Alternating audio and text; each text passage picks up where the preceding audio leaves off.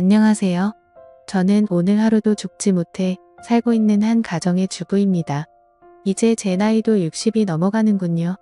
그동안 별일 다 겪었지만 30년 전 제가 겪었던 일은 지금도 잊혀지지가 않습니다. 그때 저희 가족은 여름 휴가로 가평에 놀러가게 되었습니다. 햇볕이 좋은 맑은 날씨에 길거리에 팔고 있는 옥수수를 사서 먹으며 즐거운 휴가의 분위기를 느끼면서 펜션에 도착했습니다. 간단하게 짐을 풀고 물놀이를 즐기며 놀다 보니 하루가 빠르게 흘러가 어둑해지는 저녁이 되었습니다. 남편은 저와 딸이 맛있게 먹을 수 있도록 숯불에 고기를 굽기 시작했고 저는 된장찌개와 딸이 먹을 수 있는 햄도 구우면서 배고프다는 딸 입에 밥과 햄을 쏙 넣어주었어요. 그렇게 배부르게 저녁 식사를 마치고 저희 가족은 잠시 소화도 시킬 겸 동네 한 바퀴를 돌고 있었는데 가로등 불빛에 빗방울이 한두 방울씩 떨어지기 시작하더군요. 하늘을 보니 몇 분 전까지만 해도 하늘을 빼곡히 채운 별빛들은 사라지고 컴컴한 하늘만 보였습니다. 더 많은 비가 쏟아질 것 같아 최대한 빠르게 집에 들어갔고 잠시 후 엄청난 폭우가 쏟아지기 시작했습니다. 앞이 안 보일 정도로 굵은 빗방울이 내리기 시작하면서 휴가 온 저희는 아쉬움에 창문만 보고 있었어요. 그렇게 아침에 일어나 보니 보슬비가 내리긴 했지만 거의 비가 그친 상태였고 딸은 잠시 밖에 나가고 싶다며 아침 일찍부터 일어나 펜션 주인이 키우는 강아지인지 꼬리치고 있는 계집을 보며 저를 보채기 시작했습니다. 결국 멀리 가지 말라고 말을 함과 동시에 급하게 밖으로 뛰어나갔어요. 남편은 짐을 싸고 있었고 저는 아침을 준비하며 강아지와 함께 놀고 있는 딸을 불렀는데 몇 번을 불러도 아무런 대답이 없길래 이상해서 밖으로 나가보니 어딜 갔는지 방금 전까지만 해도 있던 딸이 없어졌어요. 너무 놀라 남편을 불렀고 주변을 뛰어다니며 정신없이 찾아다녔지만 결국 찾지 못했습니다. 아침에 딸과 나는 몇 마디의 대화가 마지막일 거라고 전혀 생각하지 못한 저는 오열하다 정신을 잃었고 결국 그때 당시 6살이었던 딸은 저희 곁으로 다시는 돌아오지 못했어요. 너무 큰 충격으로 제정신이 아닌 세월을 살아온 저와 남편은 언젠가는 찾겠지, 언젠가는 만날 날이 있겠지 생각하며 희망을 가지고 하루하루 버티면서 살아왔어요. 그렇게 살아오다 보니 어느덧 30년이라는 시간이 지나버렸어요.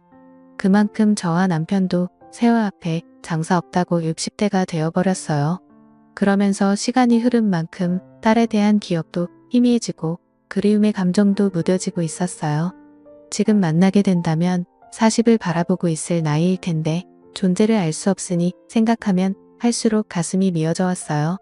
그렇게 언제 올지 모르는 딸을 기다리며 삶을 살아오고 있는데 갑자기 저희 집 문을 누군가 두드리기 시작했어요. 저녁밥을 차리고 있던 남편과 저는 아무도 찾아오지 않을 시간에 문을 두드리니 이상하게 생각했고 제가 현관으로 나가 누구냐고 물어봐도 대답이 없자 그냥 무시하고 돌아섰는데 현관 밖에서 엄마라고 말을 하고 있는 목소리가 제 귀에 맴돌았습니다. 저는 순간 몸이 멈추었고 엄마라고 들렸던 목소리에 제 심장이 뛰기 시작했습니다. 너무 놀라 급하게 현관문을 열었고 제 앞에 서 있던 여자는 저를 보면서 눈물을 흘리며 엄마라고 외치고 있었습니다. 갑작스럽게 제 집에 찾아온 여자를 보고는 당황도 하였고 긴가민가한 상태로 아무 말 없이 얼굴을 보고 있는데 뒤이어 남편도 달려나오자 남편을 보고 아빠라고 말을 하며 눈물을 흘리고 있었습니다. 현관 앞에 우두커니 서 있게 할 수 없어 일단 집으로 들어오게 했고 아침 저녁을 먹으려고 준비하고 있었기 때문에 셋이서 저녁을 먹게 되었습니다. 남편과 저는 너무 놀라 셋이서 밥을 먹고 있으면서도 너무 얼떨떨했고 일단 밥부터 먹고 천천히 대화해보기로 했습니다. 밥이 코로 들어가는지 입으로 들어가는지 모를 정도로 딸이라고 찾아온 여자의 얼굴을 보느라 정신이 없었고 그렇게 식사를 마치고 과일을 먹으며 하나하나 물어보기 시작했습니다.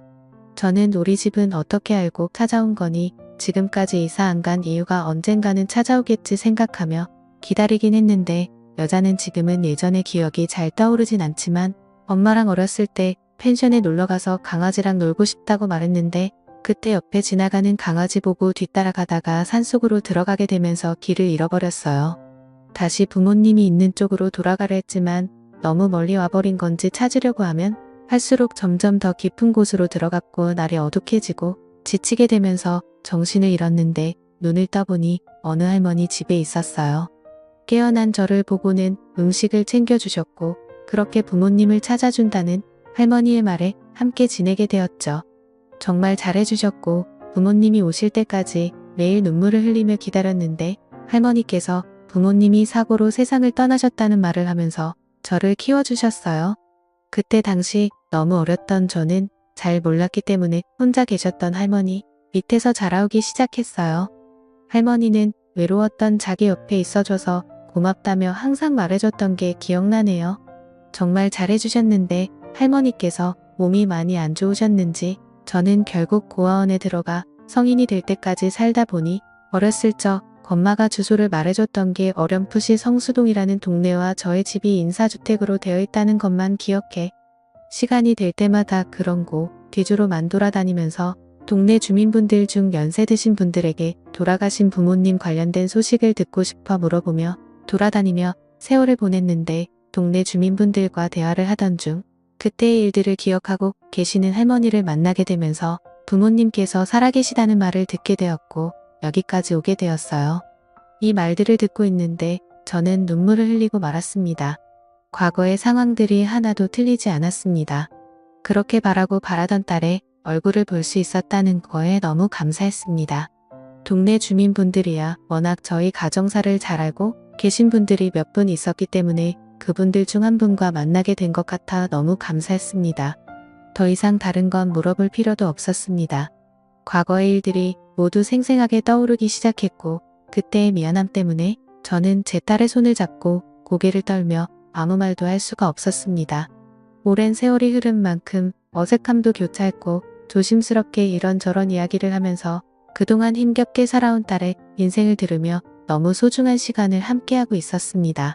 저희는 늦게까지 대화를 이어나갔고 다음 날 출근을 해야 한다며 다시 오겠다는 딸의 말에 아쉬운 표정을 남기며 신발을 신고 있는 딸에게 가지 말라고 말하고 싶었지만 그동안 살아온 세월이 있기 때문에 그런 감정을 억누르고 손을 잡고 다음 날 꼭 다시 와달라는 말을 하면서 보내줬습니다. 30년의 세월이 흘렀고 6살 때의 기억이 거의 나지 않는다는 딸을 보며 안타까움에 가슴이 미어졌고 그동안 죽은 줄로만 알고 부모 없이 살아온 세월이 얼마나 힘들었을지 도저히 상상이 안 되었습니다.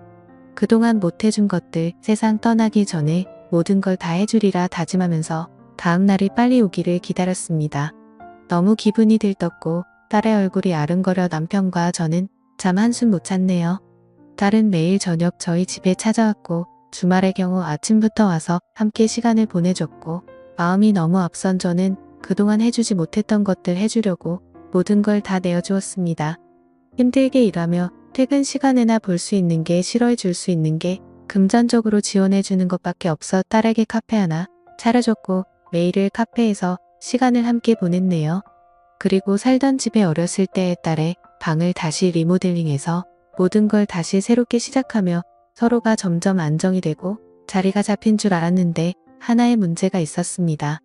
예전부터 만나왔다던 남자가 있는데 정리했다고 말은 했지만 밤늦게 전화 오고 밖에서 통화하고 싸우는 소리가 들리다 보니 신경에 거슬리기 시작했습니다.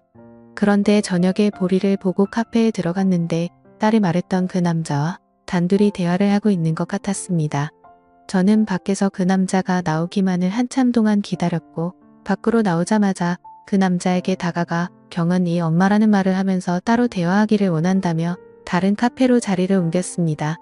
그리고 딸에게 빚이 있다는 걸 듣게 되면서 갚지 않고 계속 도망치길래 정신적으로 너무 힘들다며 나중에 자기도 무슨 짓을 저지를지 모르는 이 엄마라면 대신 빚을 갚아달라고 저에게 화를 내기 시작했습니다. 이런 문제를 30년 만에 만나게 된 부모에게 말하지 못한 건 당연하다고 생각해 이 남자에게 빌린 돈 1억을 대신 갚아줬습니다. 경은이와 결혼할 줄 알고 장사한다는 거 모자란 보증금 빌려줬는데 나중에 원금까지 다 까먹었다며 돈은 받았으니 다시는 찾아오지 않겠다고 말하면서 상황을 마무리 지었습니다. 이런 문제로 인해 얼마나 불편하고 힘들었을지 생각하니 너무 마음이 아팠습니다. 집에서 저는 자연스럽게 이런저런 이야기하면서 상처되지 않을 선에서 조심스럽게 그 남자에 대해 말을 하면서 이력을 갚아줬으니 다시는 찾아오지 않을 거라며 미안해하는 딸을 다독여줬습니다. 30년의 세월 동안 부모 없이 살아보겠다고 발버둥치다가 이런 일들이 발생된 것 같아 마음이 너무 무거웠지만 앞으로 모든 일이 잘 될 거라고 좋게 생각했습니다. 그런데 생각지도 못한 문제가 발생되면서 손발이 떨리기 시작했고 딸과 그 남자의 대화 속에 듣게 된 진실에 충격을 받고 말았습니다. 늦은 새벽 갈증이 나서 주방으로 내려가려고 하는데 딸이 밖으로 조용히 나가는 모습을 보게 되고 그 남자가 아니면 통화할 일이 없을 거라 생각해 또 접근하고 있는 건가 의심스러워 조심스럽게 현관 앞에서 통화하는 소리를 듣고 있었습니다. 그거 먹고 나르지 마라. 내가 지금 여기서 얼마나 혼신의 힘을 다해서 연기하고 있는지 알아? 여기 완전 부자인 거 알지? 이 집이며 돈이며 모두 내 거가 될 거니까 조금만 기다려. 나중에 다 내 명의로 돌려달라고 말할 거야. 그때 같이 살면 되지. 좀 답답해도 기다려. 이 사람들 살면 얼마나 살겠냐. 밑작업이 얼마나 중요한지 몰라. 일단 이력 받은 걸로 생활비 좀 하고 있어. 그리고 나 지금 이렇게 나와서 통화하면 안 돼. 제발 전화 좀 그만해. 이러다 들키겠어. 지금 거의 마무리되고 있는데 모든 계획이 실패했으면 좋겠어. 제발 생각 좀 하고 살자. 우리 인생도 좀 펴야 할 거 아니야. 의심을 사게 되면 나중에 유전자 검사하자고 할지도 모르잖아. 그럼 빼박이야. 내가 전화할 때까지 무조건 기다려. 그럼 끊는다. 이 말들을 현관 앞에서 듣고 있는데 몸이 굳어 움직이지도 않았습니다. 저는 몸을 피할 힘도 없어 딸이 보이지 않는 곳에 주저앉아 숨었고 방에 들어간 모습을 확인한 후 저도 힘들게 방으로 들어갔습니다. 도저히 믿을 수 없는 말들을 듣게 되면서 무서움에 자고 있는 남편을 깨워 이 사실을 말하려 했지만 받아들이기가 너무 힘들었네요. 그만큼 기다려온 딸인데 아니었다고 돈 때문에 접근한 거라고 말을 하면 분명 쓰러지고 말 겁니다.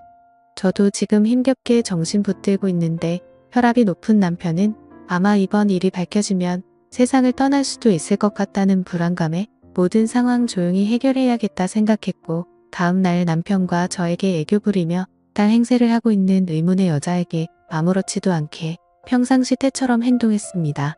이 여자가 계획한 것처럼 그냥 우리가 세상을 떠날 때까지 조심이라도 하면 될 것을 이런 사실을 걸려서 또 다른 상처를 줬다는 게 버티기가 너무 힘들었네요. 남편은 출근하고 의문의 여자도 카페로 출근을 했습니다. 저는 친구를 만나야 한다며 저는 친구들 만나야 한다며 저녁에 카페에 들린다고 웃으면서 말했고 아무도 없는 집에 혼자 남아 의문의 여자 방에 들어가 바닥에 떨어진 머리카락들을 주워서 유전자 검사를 진행했습니다.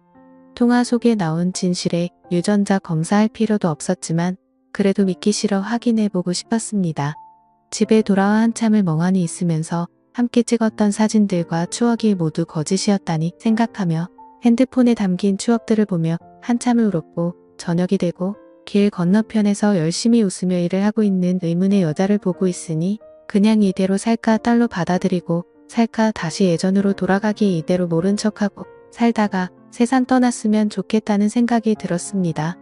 그토록 기다렸던 일들이고 보고 싶었던 딸이었는데 이 모든 사실이 거짓이라도 나 혼자만 사실이라고 믿고 있다면 아무렇지도 않게 살아갈 수 있을 텐데 이런 생각들로 머릿속이 복잡해졌고 결국 카페에 들어갈 수 없었습니다.